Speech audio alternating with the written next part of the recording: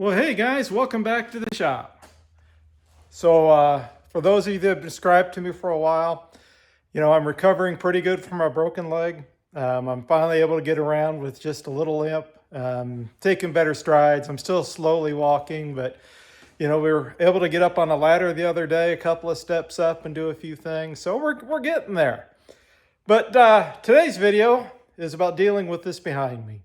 Trying to do a better job of insulating this garage door. Now I've got a 32 by 70 pole barn, if you're new to the channel. And in this space right here behind me is about 20 foot by 32 foot. And this section has a radiant heater, as you can see above me. So the previous owner insulated this wall 2 by 4, but the outer 3 walls here and the garage door are only insulated with some 1-inch foam.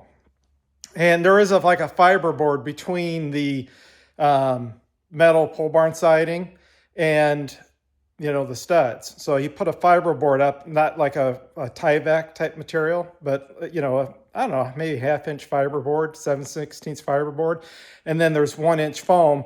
And then he basically put OSB in between the studs, and you can see pegboard there too. Anyway, that'll be another video. Let's figure out what we're going to do with this garage door. Let me flip the camera around and we'll jump into it. All right, so the door, right, has this foam behind it, which is about 1.25 inches thick foam. Not sure exactly what type of foam it is, but there's plenty of space in here. So as you'll see, this is steel over top of the foam. And there's a big gap here. So my goal is I'm going to take this steel out, as I've done here. I picked up this fanfold. So this is a R1 1/4 inch thick, pink styrene foam. And I'm going to cut it, slip it in here. And then because of the radiant heater, I'm going to put in this, foil here over top of the pink, because I don't want to look at pink all day. And hopefully this will also help, reflect the radiant heat, right, from the radiant heater up here. That's natural gas. So what we're going to go ahead and do is, like I said, I'm going to leave the steel panel off. I'm going to put the pink in here, and then we're going to see if this is a bubble wrap, but I'm going to purchase a foam reflective panel instead, like a 3mm foam off of Amazon, and then put it in here. Anyway, let me cut a piece of the pink, see if we can get the bubble wrap to fit in there. If we can, then we're going to fit this whole panel with the pink, and then I got to order some more of this. I only had a couple pieces of this left over from a different project, so then we'll see kind of where things are at. All right, guys, so you can see we got the first piece of the 1/4 inch thick fanfold in here, they call it, which is by Owens Corning.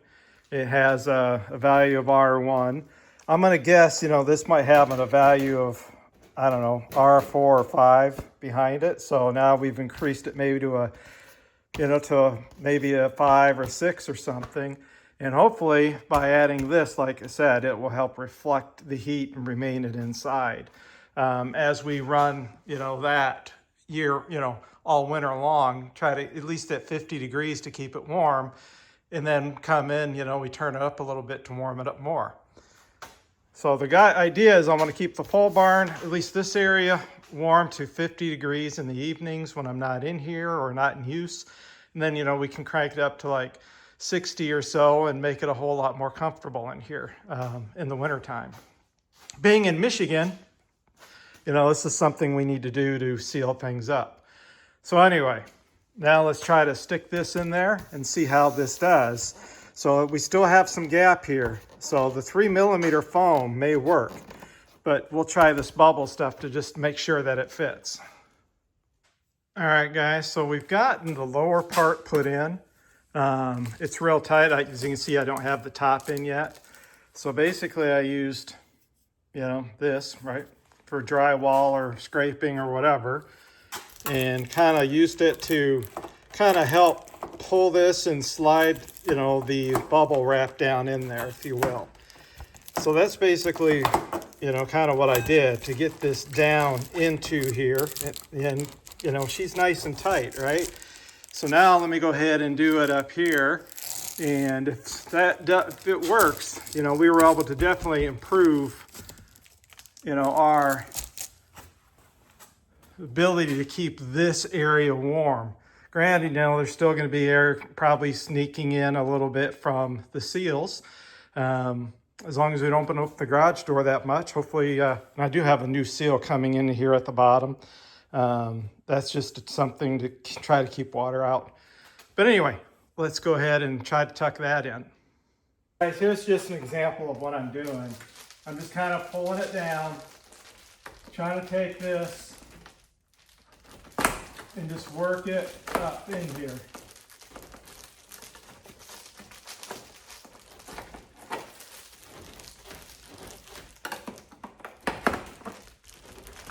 We can kind of take it, I don't know if you can see it, but basically do this and we can pull, you know, this brown part, right, which is part of the garage door out a little bit as well to get it tucked up in there real good.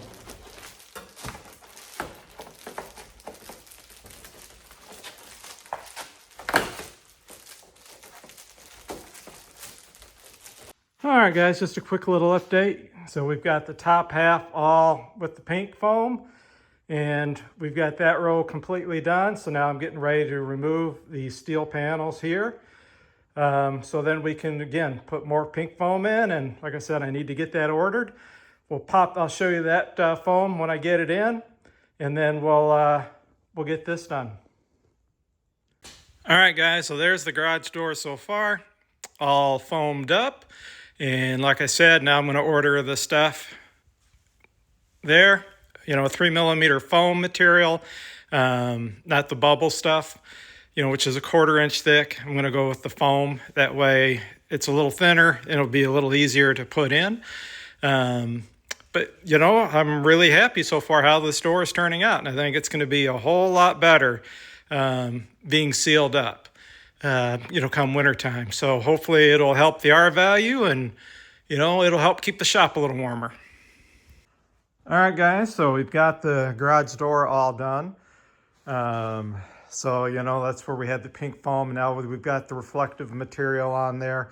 Plus there was the 1.5 inch of kind of, you know, styrofoam that was in there originally.